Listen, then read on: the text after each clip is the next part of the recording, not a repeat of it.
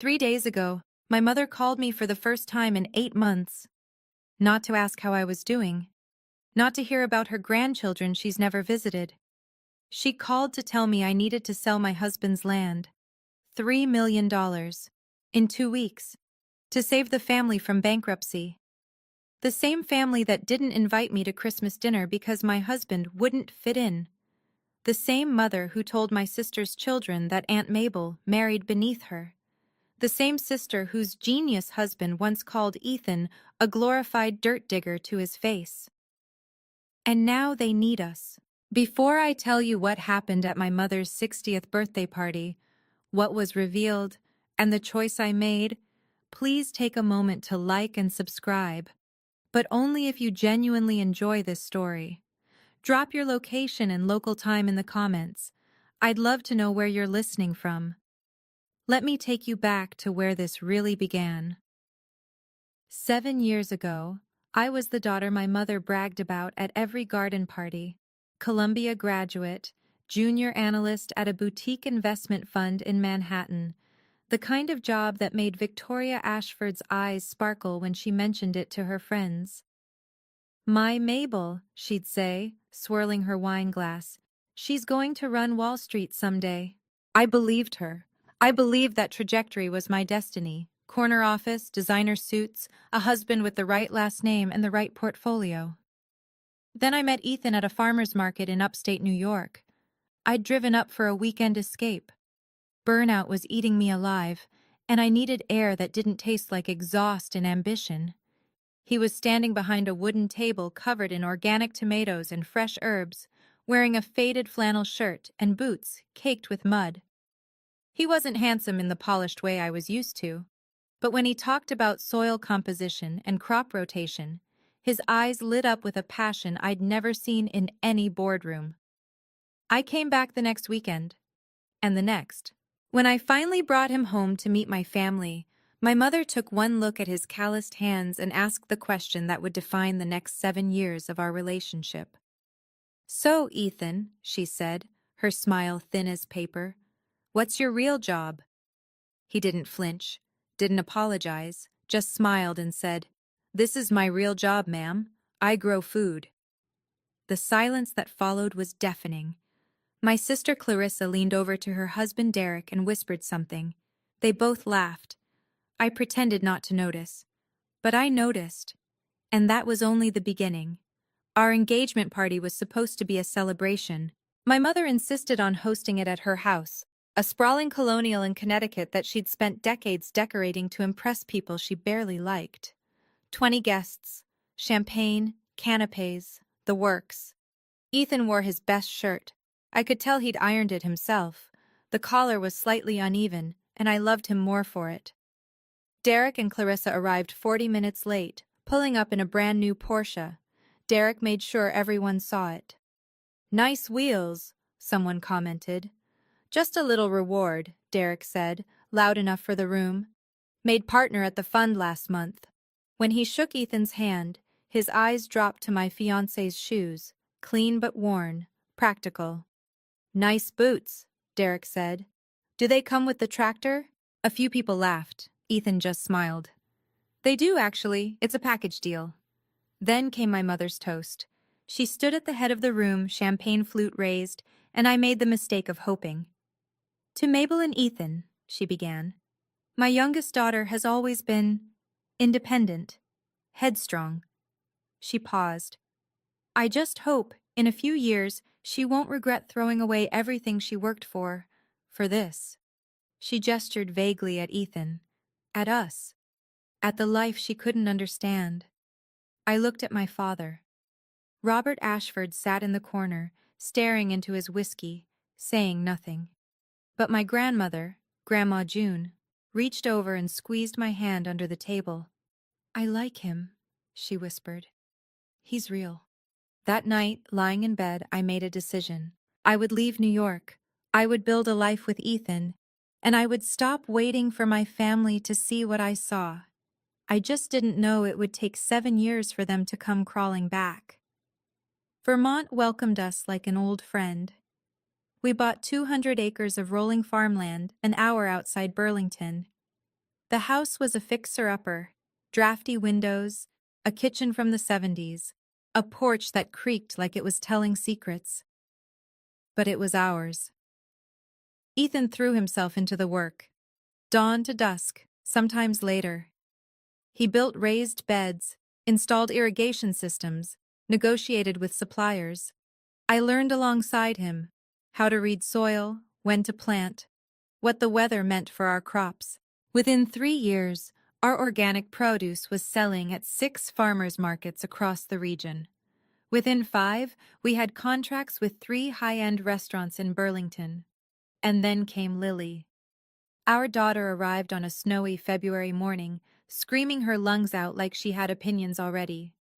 2 years later, Noah followed, quieter, watchful, with Ethan's steady eyes. I had never been happier, but there was something I didn't talk about. Something Ethan asked me to keep quiet. His work hadn't stopped at farming. During our first winter, while I thought he was just reading agricultural journals by the fireplace, he was actually finalizing patents, running calculations, taking calls with investors he'd known from another life, a life before the flannel shirts and muddy boots, a life at MIT. Ethan had a PhD in agricultural engineering. His thesis on precision farming technology had caught the attention of venture capitalists years ago. But he'd walked away from academia, from the startup offers, from all of it. Until he didn't. He built his company quietly, no flashy launches, no press releases, just steady growth, real solutions, and clients who valued results over hype. They don't deserve to know, he told me once, meaning my family. And I don't need their respect. I never argued, but I always wondered, what would happen if they found out? The call came at 11 p.m. on a Tuesday. I was half asleep, one hand on Noah's back as he finally drifted off after a nightmare. My phone buzzed on the nightstand, and I saw my sister's name, a name that hadn't appeared on my screen in 8 months. Clarissa? She was crying. Not the delicate, performative tears I remembered from our childhood when she wanted something from Dad. These were ugly sobs, ragged and desperate. "Mabel, I need your help," her voice cracked. "We're in trouble. Real trouble." I stepped out into the hallway, closing Noah's door softly behind me. What kind of trouble? Derek. Derek made some bad investments. He lost everything. The house, the cars, our savings. It's all gone. I leaned against the wall, processing. How much? $3 million. We need $3 million in 2 weeks, or Mom loses her house too. She put up the Connecticut property as collateral for Derek's trades. My stomach dropped. She did what? She believed in him. Clarissa's voice turned defensive, then crumbled again. We all did. And now you want me to, what, sell our land? It's just dirt, Mabel. You have hundreds of acres. Just sell a piece of it. Help us. I heard Ethan's footsteps behind me. He'd woken up, watching from our bedroom doorway with quiet concern. I need time to think, I said. Time? We don't have time. Clarissa's desperation curdled into something uglier. You owe us. We're family. Family, I repeated. The word tasted strange in my mouth. I'll call you tomorrow. Call. I hung up before she could respond, but as I stood there in the dark hallway, her voice echoed in my head, specifically one fragment that didn't make sense. Derek said your husband's company was supposed to fail. It was supposed to... Supposed to fail? What did that mean? I couldn't sleep that night. After Ethan went back to bed, I sat at the kitchen table with my laptop, the blue light harsh against the darkness. I typed Derek's name into Google, adding hedge fund and investment. The results loaded slowly. Then I saw it. Mitchell Capital Partner, Derek Mitchell, terminated following internal review. The article was 6 months old. It described Derek's departure from the fund as mutual, the corporate euphemism for getting pushed out. No details on why, but reading between the lines wasn't hard. Something had gone wrong, Badly wrong. I kept digging. A financial forum mentioned his name in a thread about aggressive short positions. Someone had posted, "Anyone else see Mitchell's bet against that agri-tech startup? Dude went all in. Absolute madman." Agri-tech. My hands went cold. I picked up my phone and scrolled through my contacts until I found Rachel Simmons, an old colleague from my Wall Street days who now worked in compliance. She answered on the third ring, her voice groggy. "Mabel? It's midnight." "I know, I'm sorry, I need a favor." "This better be good." "Derek Mitchell, you know him?" A pause, then a dry laugh. "Everyone knows Derek Mitchell, or knew him. That guy's a joke now." "What happened?" "Massive short position. He bet against some sustainable farming tech company, bet his entire net worth that they'd tank. And? Stock went up 340%. He got absolutely wiped." Rachel yawned. "Whoever runs that company must be laughing their ass off. Derek bet everything on them failing. Poetic, really." I stared at the wall. Whoever runs that company. "Thanks, Rachel. I owe you." "You owe me brunch. Call me next time you're in the city." I hung up and walked slowly back to the bedroom. Ethan was awake watching me. "You found out," he said. It wasn't a question. I sat on the edge of our bed, the phone still warm in my hand. "How long have you known?" Ethan rubbed his eyes, then sat up against the headboard. In the moonlight through our curtains, he looked tired. Not guilty, just tired. "About 8 months." 8 months. I let that sink in. "And you didn't tell me." "I didn't want to hurt you." He reached for my hand, and I let him take it. The quarterly shareholder reports showed unusual short activity. I had our CFO look into it. Derek's name came up. "He bet against your company." "Our company," Ethan corrected softly. "And yes, he did." I thought about all those years of sneering comments, the way Derek looked at Ethan like he was something to be scraped off an expensive shoe, the dirt digger remark that still made my jaw clench. "He wanted you to fail." "He needed me to fail." Ethan's voice stayed calm, but I heard the steel underneath.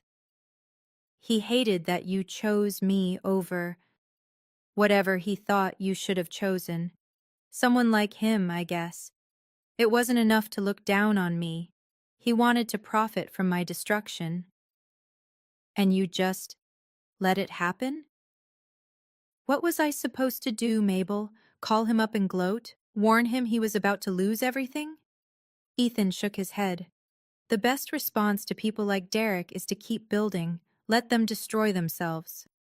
I thought about Clarissa's desperate phone call, about my mother's house on the line. "They're asking us to sell our land to cover his losses." "I know." "Losses he made betting against you." "I know." My phone buzzed. A text from my mother. "We need to talk. Come to my birthday party. It's important." I showed it to Ethan. He read it, then looked at me. "Do you want to go?" I did, but not for the reasons my mother expected. The next morning, while Ethan fed the kids breakfast, I found myself searching again. This time, I typed his company name, AgriMind Technologies. The Forbes article appeared on the first page of results, dated 3 months ago. The MIT PhD who left academia to revolutionize sustainable farming. I clicked through, and there was Ethan, not in flannel this time, but in a simple navy sweater, standing in front of a greenhouse filled with sensor equipment. The photo credit listed a San Francisco studio. He'd flown out for this and never mentioned it. The article detailed his journey. MIT doctorate at 26, offers from major tech companies he turned down, years of quiet development on precision agriculture technology. And then this paragraph. AgriMind Technologies, now valued at approximately $47 million, has disrupted traditional farming metrics by combining AI-driven soil analysis with sustainable practices. Founder Ethan Farrington remains notably private, preferring to let the company's results speak for themselves. $47 million. My husband, the man my mother thought couldn't provide for me, had built something worth $47 million, while wearing muddy boots, while driving the same truck he'd had when we met, while raising our children and loving our land and never once needing to prove anything to anyone. I saved the article to my phone, not to brag, not to throw in anyone's face, but because I had a feeling I might need the truth to have a face. "You found it," Ethan said from the doorway. I looked up. Lily was clinging to his leg, sticky with maple syrup. "Why didn't you ever tell them?" He shrugged, hoisting Lily onto his hip. "Because it wouldn't have changed anything. They'd just find new reasons to look down on us." He was probably right, but I wasn't so sure anymore. Rachel called back that afternoon. "I found something," she said. "You're not going to like it." "Tell me anyway." She'd forwarded an email, a screenshot from an internal trading group chat that someone had leaked during Derek's termination proceedings. The message was time-stamped 8 months ago. I read it 3 times. "My brother-in-law's little farm project is about to tank. Got solid info from an inside source. Their tech doesn't work at scale. I'm going all in on the short.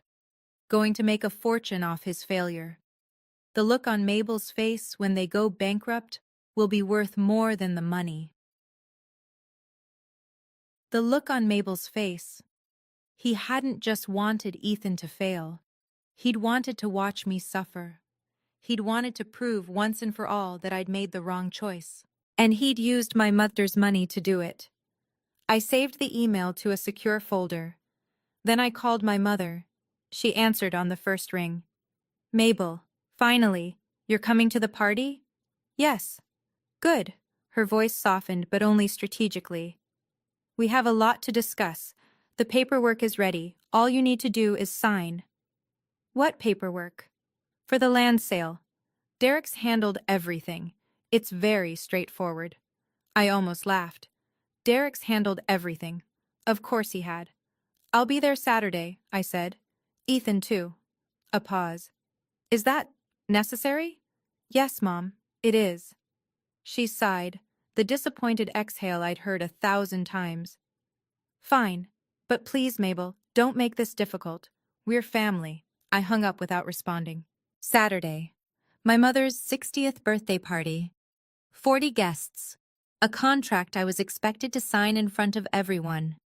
They wanted to use social pressure to corner me. They had no idea what was coming. The restaurant was exactly what my mother would choose. Crystal chandeliers, white linen tablecloths, a jazz quartet playing soft standards in the corner. The kind of place where people came to be seen being wealthy. Ethan and I arrived at 7 sharp. He wore a simple button-down, no tie. I'd chosen a green dress. Not expensive, but well-fitted.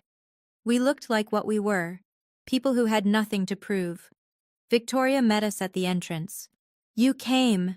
Her smile was tight, her eyes calculating. She air-kissed my cheeks without making contact. "Both of you." "Happy birthday, Mom." "Yes, well." She glanced at Ethan, then away. "Come, everyone's waiting." Everyone was about 40 guests spread across a private dining room. I recognized some of my mother's society friends, women who'd been judging each other's husbands and handbags for decades, a few of Derek's former colleagues, looking uncomfortable, distant cousins I hadn't seen in years. And at a corner table, Grandma June. She caught my eye and raised her hand in a small wave. But her expression wasn't celebratory. It was worried. Clarissa was already seated near the head of the table, her face blotchy from crying that she'd tried to cover with concealer. Derek sat beside her, jaw clenched, staring at his phone like it owed him money. "Mabel." Clarissa stood, her voice falsely bright. "So glad you could make it." "Wouldn't miss it." My father appeared from somewhere, a whiskey already in his hand. "Mabel. Ethan." He shook Ethan's hand, the first time he'd ever done so voluntarily. "Good to see you both." Something was off. The room had a strange energy, like everyone was holding their breath, waiting. I looked at Ethan. He felt it too. Let's find our seats, I said. Whatever was coming, I wanted to face it sitting down. The main course had just been cleared when my mother stood up. If I could have everyone's attention. The room quieted. Crystal clinked against glass as she tapped her champagne flute. Thank you all for coming to celebrate my birthday, Victoria began, her voice carrying the practiced warmth of 1,000 charity galas. 60 years. Can you believe it? Polite laughter. Someone called out, You don't look a day over 50, Victoria. She smiled, accepting the flattery like a queen receiving tribute. Then her expression shifted. But tonight I also want to talk about family, about what it means to support each other through difficult times. My stomach tightened. Victoria turned to look directly at me. My youngest daughter has been blessed with a successful little farm. A simple life, but apparently a profitable one. Little farm. Simple life. The words were poison wrapped in silk. And right now, she continued, our family needs her help. A waiter appeared from nowhere, holding a leather folder. He walked directly to my seat and placed it in front of me. I didn't touch it. All she needs to do is sign, Victoria said, her voice amplified by the silent room. Just a small piece of land, to help her mother keep her home. 40 pairs of eyes turned toward me. I could feel their judgment, their expectations, their curiosity about what the black sheep would do. Derek stood up, smoothing his expensive jacket. It's a fair market price, the paperwork's all in order. Your husband's land isn't worth much anyway. Your husband's land, not our land, not our home where we raised our children. Go on, Mabel. Victoria's smile didn't reach her eyes. You won't let your mother become homeless. You know what family means. The trap had been set. Now it was time to spring it. The whispers started immediately. Poor Victoria. A woman to my left, loud enough to be heard. Imagine having to beg your own daughter. Can you believe she'd even hesitate? Another voice from somewhere behind me. Clarissa leaned forward, her face flushed. Mabel has always been the selfish one. She abandoned us to play farmer's wife while we handled everything here. I felt Ethan's hand find mine under the table. Steady, warm. Derek circled closer, sensing blood in the water. Let's be honest here. Your husband got lucky with some dirt. The least you can do is share the wealth. That's what family does. The least we can do, I repeated quietly. That's right. He was enjoying this now, playing to the audience. I mean, what has he ever contributed? He plants vegetables. My grandmother could do that. A few uncomfortable laughs. My father sat frozen in his chair, staring at the tablecloth like he wished he could disappear into it. He'd always been good at that, vanishing when Victoria needed someone to stand up to. Victoria pressed her advantage. So, Mabel, will you sign? She gestured at the leather folder. Or will you prove to everyone here that you never really cared about this family? The room held its breath. 40 people waiting for me to fold, to be the good daughter, to sacrifice what Ethan and I had built so they could maintain their illusions a little longer. 5 seconds of silence, stretched into 10. Then I stood up, but I didn't reach for the pen. Before I answer, I said, my voice calm and clear, I have a question for Derek. His smile faltered, just slightly. What kind of question? A simple one. I looked directly at him.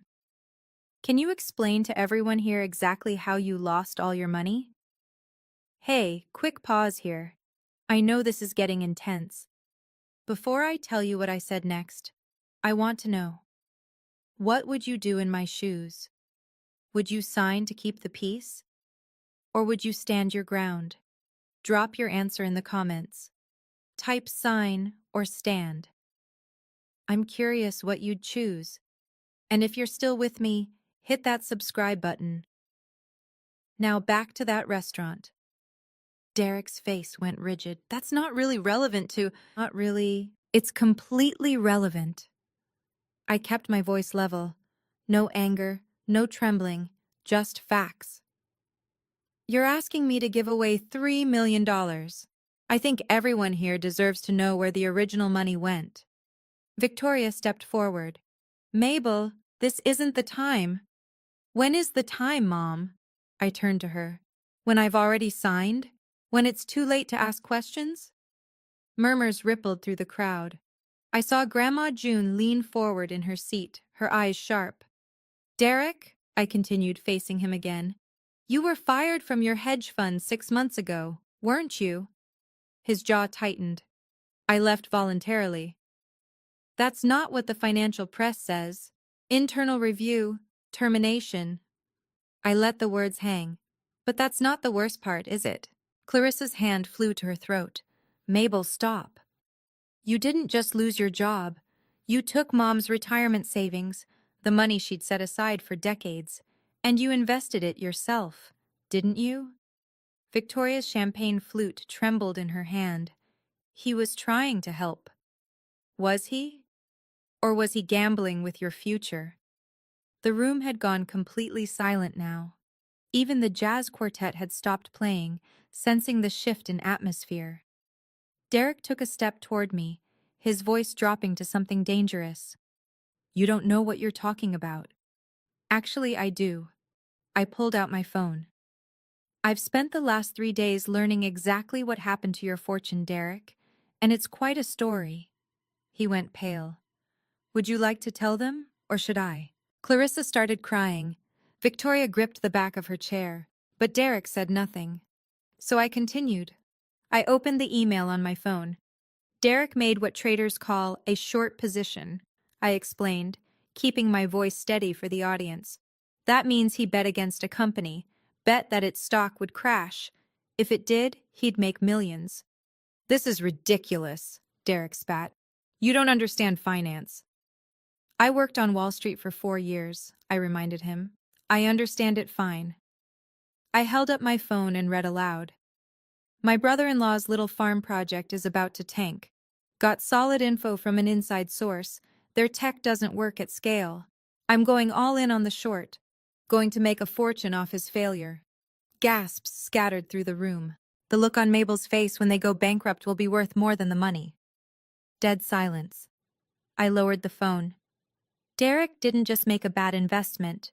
He specifically targeted my husband's company.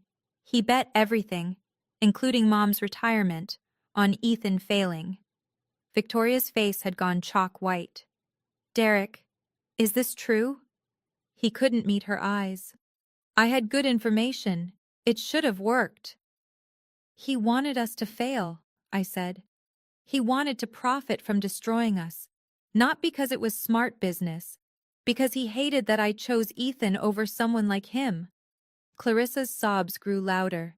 Several guests were already gathering their things, looking for exits. And the company? Derek's voice cracked. What happened? What? It didn't fail, Derek. I almost felt sorry for him. Almost. It grew 340% in the past year. His legs seemed to buckle slightly. You lost everything betting against a company worth $47 million. Now the murmurs became something else. Shock. Confusion. 47 million? Someone whispered. The farmer's company? It was time. An older man near the front, one of Derek's former colleagues, raised his hand like we were in a boardroom. Wait, what company are we talking about here? I opened the Forbes article on my phone and handed it to the woman nearest me. Pass this around. The phone moved from hand to hand. I watched faces change as they read.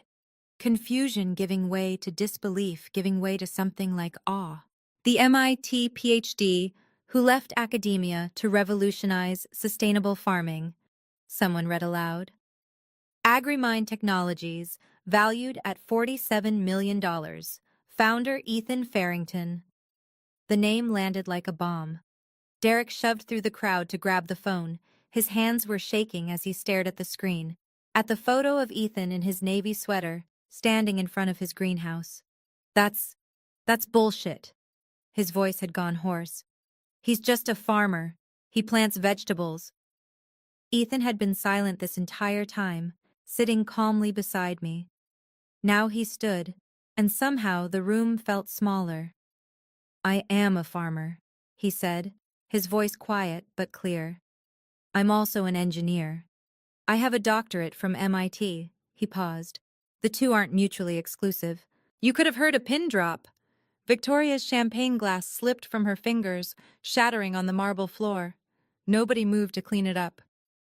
From the corner, Grandma June's voice rang out, thin but triumphant. I always said he was the smartest one in this room. She was smiling now, her eyes bright. Nobody listened. The room erupted. Whispers, exclamations, guests pulling out their own phones to verify what they'd just heard.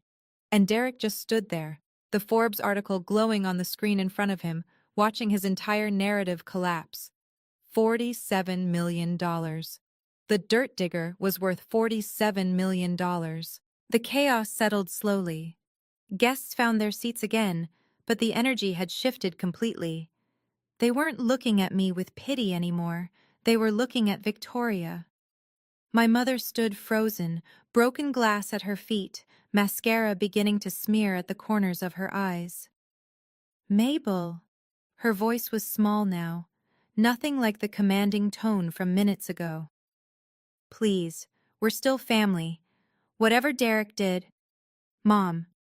I kept my voice gentle but firm. I'm not signing anything. But you have the money. You could. Yes, I could. I picked up the leather folder she'd so carefully prepared and set it aside, untouched. But this land isn't mine to sell. It's Ethan's legacy for our children, our home. And I don't have the right to give that away. Clarissa lifted her tear-streaked face. So you're just going to let Mom lose everything? You spent 7 years telling me I made a mistake, I said, addressing the whole room now. You excluded me from Christmas. You told my nieces that I chose poverty. You cut me out of family photos because Ethan wouldn't fit the aesthetic. Victoria flinched. And now you're asking me to sell our land, our children's inheritance, to cover losses from a bet made against us. I let that sink in. Think about that. We didn't know, Victoria whispered. I didn't know what Derek was doing. Maybe not the details, but you gave him your retirement money without asking questions, because you believed in him. In the image he projected. I paused. You never believed in us. The words landed hard. I saw my mother sway slightly. Having money doesn't mean I owe it to people who spent 7 years hoping I'd fail. Nobody spoke. The leather folder sat on the table between us, unsigned. Ethan placed his hand on my shoulder and stood. The room went still again. Mrs. Ashford. His voice carried effortlessly, calm and measured. I never needed your approval. I stopped expecting it a long time ago. Victoria couldn't meet his eyes. But I also never wished you harm. Mabel loves you, even when you've made it difficult. He let that settle. So I want to make something clear. He took a step forward. I won't sell our land. That's not negotiable. But I'm willing to help you keep your house. Victoria's head snapped up. What? A personal loan. Enough to cover the immediate mortgage payments and give you time to sort out the rest. He paused. Not 3 million, but enough. Hope flickered across Victoria's face, desperate, grasping hope. But there are conditions. Derek, who had been skulking near the wall, stiffened. 1. Derek repays every cent with interest over 5 years. Documented, legally binding. Ethan's gaze shifted to my brother-in-law. 2. He gets professional help for the gambling problem. Verified attendance. 3. You never ask us for money again, ever. I'm not taking charity from him, Derek snarled. Ethan didn't blink. Then don't. But that's the only offer you'll get from us. Clarissa grabbed Derek's arm. Derek, please. This is humiliating. Derek shook her off. You expect me to take a handout from the guy He stopped himself, but everyone heard what he didn't say, the guy I tried to destroy. This isn't revenge, Ethan said quietly. This is a boundary. Learn the difference. Victoria looked between her son-in-law and her youngest daughter's husband. The choice was written on her face. Pride versus survival. She didn't answer. But Derek was already grabbing his jacket, storming toward the exit. "This isn't over," he spat. Nobody stopped him from leaving. "Okay, I need to pause here." That moment, when Ethan laid out those conditions, I saw my mother's face change. She finally understood something she'd missed for 7 years. We weren't the ones who needed them. They needed us. What do you think happened next? Did she accept? Did Derek come back? Drop your prediction in the comments before I continue. And if you're enjoying this, share it with someone who needs to hear this story. The restaurant door slammed behind Derek. For a moment, nobody moved. Then Clarissa let out a broken sob and ran after him, her heels clicking against the marble floor. The spell shattered. Guests began reaching for their coats, making excuses. "Lovely party, Victoria. We should do this again sometime. So sorry about everything." They couldn't get out fast enough. Within 10 minutes, the room that had held 40 people was nearly empty. Just the family remained: my mother, my father, Grandma June, Ethan, and me, and broken glass still glittering on the floor. Victoria lowered herself into a chair. She looked older suddenly, the careful facade cracked beyond repair. Her 60th birthday party had become the night her entire social image collapsed. My father moved first. "I'm sorry, Mabel." I turned to him. Robert Ashford had his hands in his pockets, shoulders hunched like a man finally facing something he'd spent decades avoiding. "I should have said something. Years ago, when your mother first—" He struggled for words. "I was a coward. I let her run everything. I let her push you away. And I'm sorry." The apology hung in the air. "It's a little late, Dad." "I know." His voice cracked. "But I'm saying it anyway. For what it's worth." Something in my chest loosened. Not forgiveness, not yet, but something adjacent to it. Grandma June rose from her corner table and walked over to embrace me. Her arms were thin, but surprisingly strong. "I'm proud of you," she whispered against my hair. "Your grandfather would be too." I held her tight. Behind us, Victoria remained in her chair, staring at the unsigned contract on the table. She hadn't said a word since Derek left. I wondered if she ever would. A week later, the updates started trickling in. Clarissa called first, not to apologize, but to tell me she and Derek were separating. She'd discovered credit card statements he'd hidden, debts she'd never known existed. "I don't know who I married," she said, her voice hollow. "I thought I knew." I didn't say I told you so. There was no satisfaction in it. Victoria sold the Connecticut house, not because she had to, Ethan's loan offer still stood, conditions and all, but because she couldn't face the neighbors. Word had spread. By the morning after the party, her phone had stopped ringing. She moved to a smaller condo in Hartford. Clean, practical, nothing like the showpiece she'd spent 40 years curating. She didn't call me. No apology, no acknowledgement of what had happened. But no accusations either. Just silence. My father, though, Robert, surprised me. He called every Sunday. Short conversations at first, awkward and halting. "How are the kids? How's the farm? Weather treating you well?" But he kept calling, week after week. For the first time in 7 years, my father was trying. Grandma June did more than try. She bought a train ticket and showed up on our porch 2 weeks after the party, a suitcase in one hand and a tin of homemade cookies in the other. "I'm staying a month," she announced. "I want to know my great-grandchildren properly." Lily and Noah adored her. She taught them to play cards, told them stories about the farm their great-great-grandfather had owned, let them help her bake. I watched them together one afternoon, June laughing as Noah tried to crack an egg, shells everywhere, and felt something I hadn't expected. Not victory, relief. There's a difference. A small one, but important. I was sitting on the porch when it finally hit me. Late September.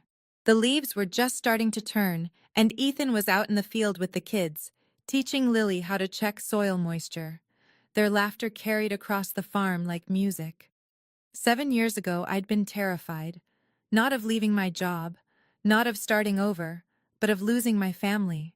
I'd spent so many nights lying awake, wondering if they were right, if I was throwing everything away for a man they'd never respect. I'd been waiting for them to see me, to really see me, not the Columbia graduate, not the Wall Street analyst, not the daughter they wanted me to be. Just me, Mabel, with dirt under my fingernails, and a man who grew tomatoes and happiness in equal measure. But I'd been waiting for people who were looking in the wrong direction. "You okay?" Ethan had appeared on the porch steps, Noah on his shoulders, Lily trailing behind with a fistful of wildflowers. "Yeah," I smiled. "Better than okay, actually." He sat beside me, settling Noah between us. Lily climbed onto my lap, presenting her flowers like treasure. "For you, Mama." "They're beautiful, baby." Ethan caught my eye. "You're thinking about them." "A little." "And?" I watched the sunset paint the fields gold. "I think I'm done waiting." He nodded. He understood. Boundaries aren't punishment. They're protection. For yourself. For the people who matter. For the life you've built. I couldn't make my mother love me the way I needed to be loved. Couldn't force Clarissa to see past her own insecurity. Couldn't fix what had been broken for decades. But I could choose differently. I had Ethan, Lily, Noah, Grandma June, and a father who was finally trying.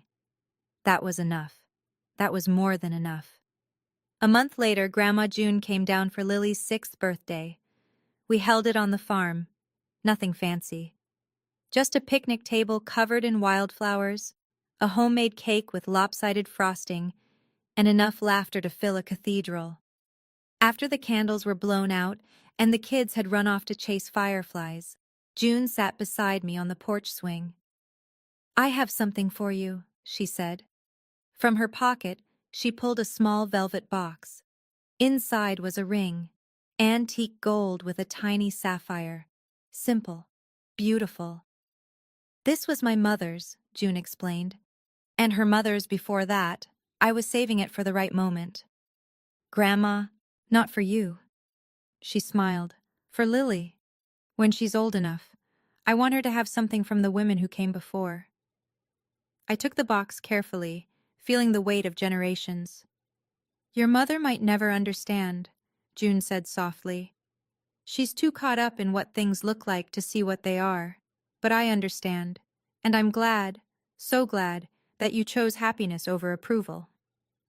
I leaned into her, this tiny, fierce woman who'd been my anchor when everyone else drifted away. "Thank you, Grandma, for everything. Just keep being yourself, sweetheart." She patted my hand. "The ones who matter will find their way to you. The rest? Let them go." We sat in comfortable silence, watching the fireflies dance across the darkening fields. My mother hadn't called. Clarissa was still sorting through the wreckage of her marriage. But my father had sent Lily a birthday card with a check inside,